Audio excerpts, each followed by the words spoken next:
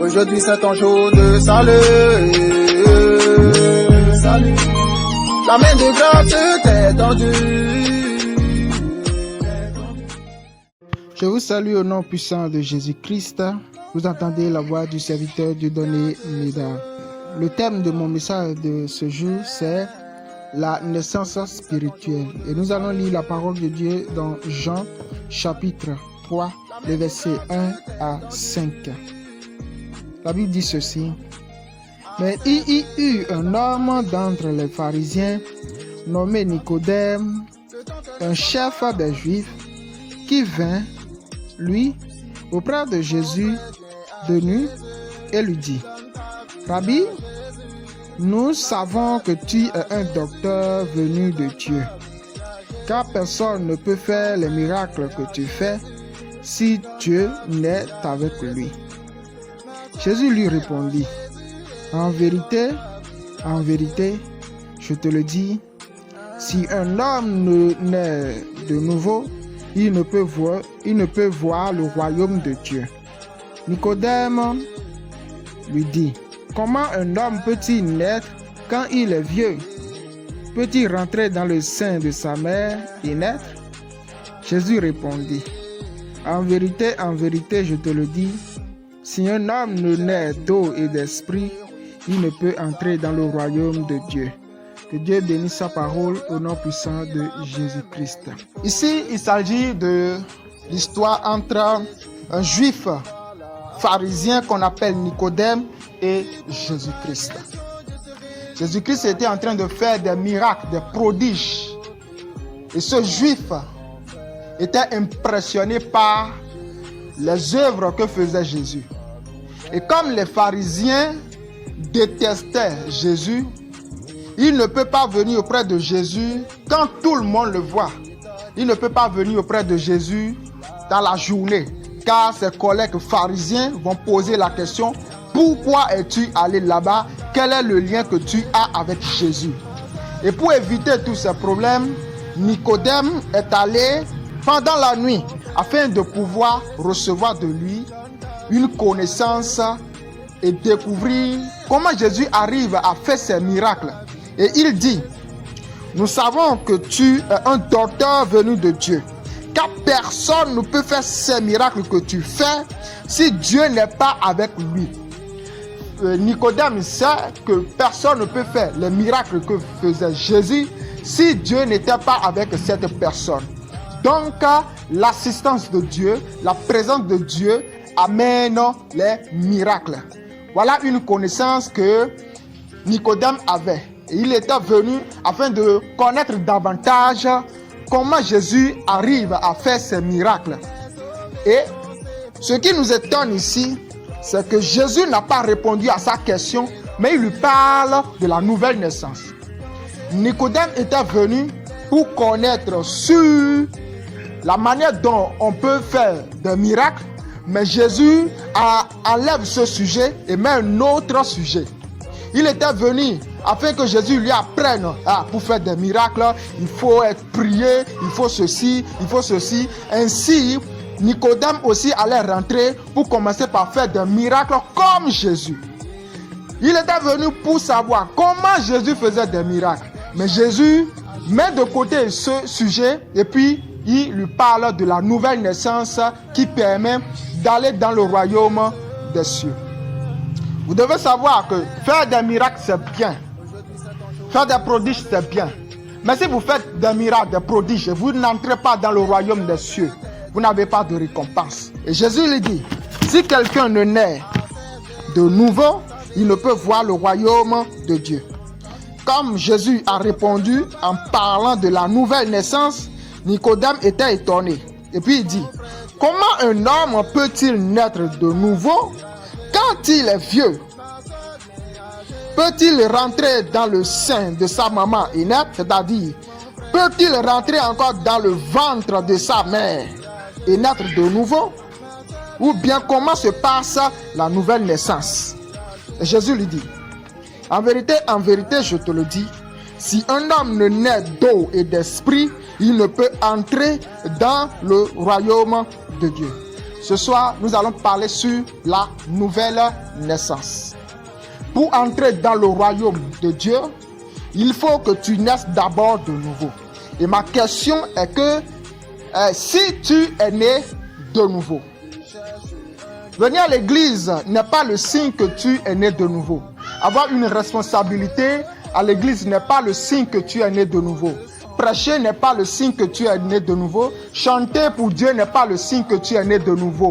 Avoir un ministère n'est pas le signe que tu es né de nouveau. Être appelé aussi chrétien n'est pas le signe que tu es né de nouveau. Es-tu né de nouveau? C'est la question que tu vas te poser ce soir. Qu'est-ce que la nouvelle naissance? La nouvelle naissance est un miracle. La nouvelle naissance se passe spirituellement. Et si quelqu'un te dit que tu es né de nouveau, c'est qu'il a les signes. Il a vu les signes d'un né de nouveau chez toi. Ainsi, il peut affirmer que tu es né de nouveau. Mais quelqu'un qui ne voit pas les signes d'un nouveau-né, d'accord? Quelqu'un qui ne reflète pas les signes d'un nouveau-né, on ne peut pas dire qu'il est né de nouveau. La nouvelle naissance est un miracle. Et quand je dis, es-tu né de nouveau? Cela veut dire, as-tu déjà expérimenté le miracle de la nouvelle naissance? La nouvelle naissance, ça ne s'obtient pas par la discipline, ou bien j'ai prié et je suis né de nouveau, ou bien j'ai jeûné et je suis né de nouveau, j'ai commencé par lire la Bible et puis je suis né de nouveau. La nouvelle naissance, c'est un miracle qui se produit dans ta vie et ce miracle te marque pour toujours. Quelqu'un qui est né de nouveau peut donner le témoignage de sa nouvelle naissance. Si la personne n'est pas capable de dire « J'ai vécu telle expérience et depuis ce jour, je suis changé. J'étais comme ceci. Et quand j'ai vécu cette expérience, je suis devenu ceci. » Si la personne n'est pas capable de dire ça, il n'est pas né de nouveau. Il vient seulement à l'église, attendant sa nouvelle naissance. Toute personne qui est née de nouveau a le témoignage. Lorsque tu me poses la question, comment moi je suis né de nouveau? J'ai déjà ça en moi, parce que j'ai vécu cela. Et je peux te parler. J'ai ceci, du début jusqu'à la fin. Lorsque tu poses la question à Paul, comment tu es né de nouveau? Il va te le dire. Et si je te pose la question, comment es-tu né de nouveau? Est-ce que tu es capable? Est-ce que tu as le témoignage de l'expérience de ta nouvelle naissance? Si tu n'as pas ça, continue de venir à l'église. Tu seras né de nouveau. Mais actuellement, tu n'es pas encore né de nouveau. Tu viens seulement à l'église. Amen. Et Jésus dit, pour entrer dans le royaume des cieux, il faut être né de nouveau. C'est alors que tu entreras. C'est le premier pas. Qu'est-ce qui permet la nouvelle naissance? Lorsque nous voyons dans ce monde, avant qu'un bébé ne naisse, il faut un papa et il faut une maman. Avant qu'un bébé ne naisse, il faut que le papa donne ses spermatozoïdes et que la femme donne ce qu'on appelle l'ovule.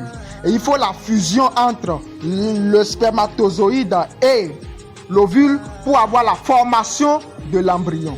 Et spirituellement, pour être né de nouveau, il faut la parole de Dieu et il faut l'esprit.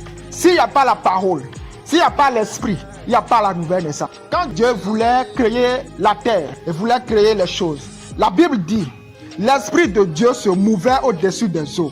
Il faut l'esprit d'abord. Et quand l'esprit se mouvait, il n'y a pas encore la création. Dieu a dit que la lumière soit, la parole. Lorsque la parole est sortie, précédée de la présence de l'esprit, c'est alors qu'il y a création. Avant que la nouvelle naissance ne soit, il faut la parole et il faut l'esprit. S'il n'y a pas la parole, il n'y a pas la nouvelle naissance. S'il n'y a pas l'esprit, il n'y a pas la nouvelle naissance. Il faut la parole, il faut l'esprit. Il faut papa, il faut maman pour un bébé. Et il faut la parole, il faut l'esprit pour la nouvelle naissance spirituelle. Amen. Et ce n'est pas n'importe quelle parole qui convertit les gens. Ce n'est pas n'importe quelle parole qui produit la nouvelle naissance. Il y a certains hommes qui ont ce qu'on appelle le sperme. Et les blancs ont étudié.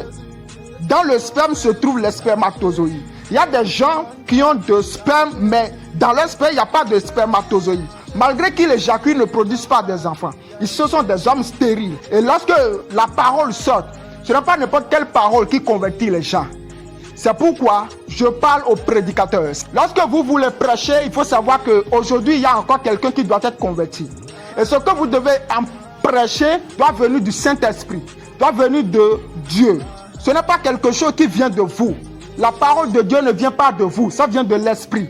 Et pour dire au peuple ce qui doit transformer, il faut aller auprès de l'Esprit qui va t'enseigner ce que tu vas enseigner. On ne vient pas enseigner ce que nous voulons, mais on enseigne ce que le Saint-Esprit nous a enseigné dans notre chambre, quand nous étions en train de méditer, quand nous étions en train de prier, quand nous étions en train de préparer le message. C'est quand le Saint-Esprit t'enseigne, tu viens, tu enseignes ce que le Saint-Esprit a enseigné. Mais si tu n'es pas allé dans le lieu secret pour recevoir de l'Esprit et tu viens et tu lances quelque chose, il n'y aura pas la nouvelle naissance. Parce que ce n'est pas ta parole qui convertit, c'est la parole de Dieu qui convertit. Et la parole de Dieu, c'est la parole qui contient des spermatozoïdes spirituels. Et ce sont ces spermatozoïdes qui sont prêchés, c'est-à-dire la bonne parole de Dieu, le bon évangile. L'évangile du salut, c'est ça qui est prêché sous l'onction du Saint-Esprit. C'est alors que les gens sont convertis, c'est alors qu'il y a la nouvelle naissance. Chaque prédicateur, prépare bien tes messages. Pourquoi? Il y a des gens qui doivent être convertis. Il y a des gens qui doivent être touchés. Il y a des gens que Dieu veut transformer. Mais si tu viens et tu n'es que dans les blagues, tout le temps dans les blagues, des choses superficielles, tu dis des choses que les païens même savent. Tu viens prêcher, ce que tu prêches là, c'est niveau païen. C'est-à-dire quand un païen vient ici, mais il n'est jamais converti. Et puis il prêche. Ce qu'il dit et ce que toi tu dis là, c'est la même chose, c'est pareil. Ces paroles-là ne convertit personne. Ce genre de prédication ne convertit personne. Mais quand tu viens, tu dis des choses spirituelles, le païen ne peut jamais aller là-bas. Pourquoi? Ça vient du Saint-Esprit. Il faut la parole et il faut l'Esprit. C'est pourquoi méditer à la maison. Moi, je suis converti, je suis né de nouveau. J'ai vécu cette expérience à la maison. Pendant que j'étais en train de suivre un témoignage, c'était aussi la prédication. J'aimais beaucoup lire la parole de Dieu. Et je sentais un truc ici. Quand je lisais la parole, c'est comme si quelqu'un a mis sa main au-dedans de moi. Il est en train de presser mon cœur. Je sens quelqu'un presser mon cœur. Comme s'il y avait des déchets. Il est en train de presser. Et puis ces déchets-là sont en train de partir. Je sentais. Et puis boum, j'étais baptisé du Saint-Esprit. Quelqu'un qui est né de nouveau sera baptisé du Saint-Esprit. Amen. Il faut la parole. Il faut l'Esprit. Entrez dans votre chambre. Méditez. Méditez la parole de Dieu. Lisez la parole de Dieu exagérément. Exagérez dans la parole de Dieu. Depuis que tu es chrétien, as-tu déjà lu plutôt ta Bible de Matthieu? Tu as déjà lu tout Matthieu, chapitre 1 jusqu'au 28e chapitre. As-tu déjà fini? As-tu fini les 4 évangiles? As-tu fini? As-tu lu Marc, Luc, Jean ainsi que Matthieu? As-tu fini? Mais tu dis que tu es chrétien. Tu ne lis même pas ta Bible. Comment tu vas grandir? Comment tu seras né de nouveau? Comment tu vas connaître Jésus? C'est la connaissance de Jésus qui sauve. C'est la connaissance de Jésus qui élève. Mais tu ne lis pas ta Bible. Et quand même on prêche, tu es dans des blagues, tu es dans des choses futiles.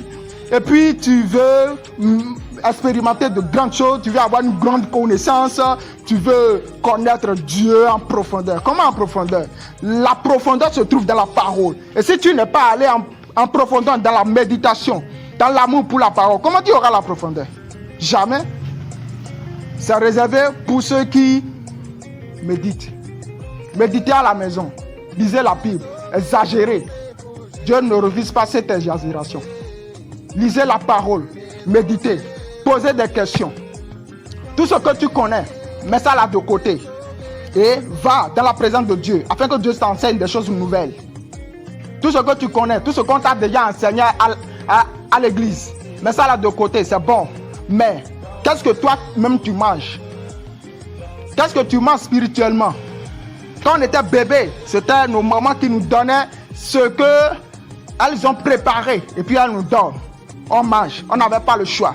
Mais quand on a grandi, On avait le choix, on choisissait ce qu'on doit manger, ce qu'on peut manger. Aujourd'hui, ce n'est pas ma mère qui me dit, tu dois manger riz. Non, moi-même je choisis. Non, je ne veux pas du riz, je veux ceci. Et quand tu viens à l'église, le pasteur te donne. Tu manges ça, arrivé à la maison, tu manges ce que toi tu veux. Parce que tu as peut-être un problème sur la colère. Mais tu viens à l'église, on te prêche la grâce de Dieu. Mange la grâce de Dieu. Mais arrivé à la maison, médite sur la colère. Médite, mange ça. Mange à l'église, mange à la maison. Que Dieu vous bénisse. Et comme je l'avais dit dans les vidéos précédentes, le ministère de la Révélation n'a pas encore un lieu où il fait ses cultes. Et nous recherchons un lieu pour pouvoir commencer par faire des cultes présentiels. Et surtout, il faut que ce lieu se trouve à Calavi. Il faut que ce lieu se trouve à Calavi. Si vous avez un lieu que vous pouvez nous céder pour le moment, provisoirement, je vous prie de pouvoir nous contacter sur le numéro qui est affiché sur l'écran et nous allons vous rencontrer. Pour vos dons, pour vos soutiens, pour vos semences, vous pouvez toujours faire des transferts sur le numéro. Et que Dieu vous bénisse abondamment. Amen. Mon frère, viens à Jésus, donne ta vie à Jésus. Ma soeur, viens à Jésus et donne ta vie à Jésus. Mon frère, viens à Jésus, donne ta vie à Jésus. Ma soeur, viens à Jésus et donne ta vie à Jésus.